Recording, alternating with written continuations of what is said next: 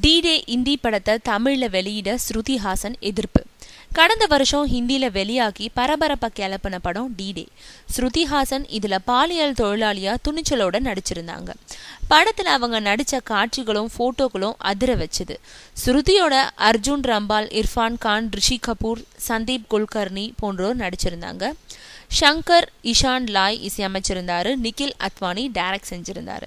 இப்போ இந்த படத்தை தமிழ்ல தாவூத்ன்ற பேர்ல டப் செஞ்சு வெளியிட இருக்காங்க. இதுக்கு ஸ்ருதி ஹாசன் கடும் எதிர்ப்பு தெரிவிச்சிருக்காங்க. இது பத்தி அவங்க வெளியிட்டுள்ள அறிக்கையில, ஹிந்தியில நான் நடிச்ச டி-டே படம் தமிழ்ல தாவூத்ன்ற பேர்ல வெளியிடப்பட இருக்கிறதா அறிஞ்சேன்.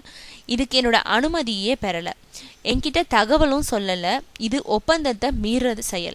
இது பத்தி சட்டப்படி நடவடிக்கை எடுக்க இருக்கேன். இதுக்கான ஏற்பாடுகளை இப்போ செய்துட்டு வரேன். அது பத்தி விரிவா பின்னாடி சொல்றேன்னு சொல்லியிருக்காங்க.